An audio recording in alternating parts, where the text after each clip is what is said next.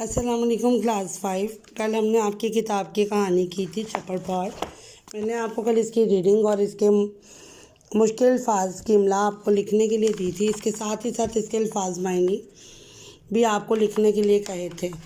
آج ہم اس کی کہانی کا خلاصہ لکھیں گے، جو کہ سب سے پہلے ہم اس کے الفاظ کے جملے کر لیتے ہیں، جو کہ پہلا لفظ ہے بیکاری۔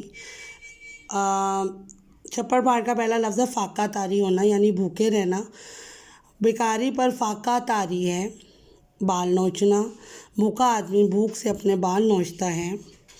زر برسانا، امیر کے مکان میں چھت کے باوجود زر برستا ہے۔ جنگلہ، پارک کے گرد جنگلہ لگایا گیا۔ بیکاری، ہمیں بیکاری کی مدد کرنی چاہیے۔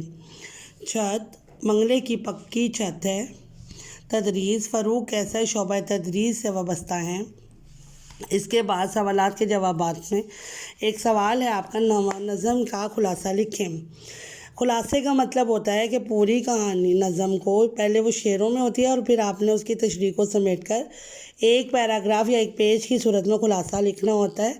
اس نظم میں شاعر آج کل کے حالات بیان کرتے ہوئے کہتا ہے کہ امیر انسان کے پاس ہر بنیادی سہولیات موجود ہیں، پکے گھر ہیں جن کو آرائش و زیبائی سے یعنی سجایا گیا ہے۔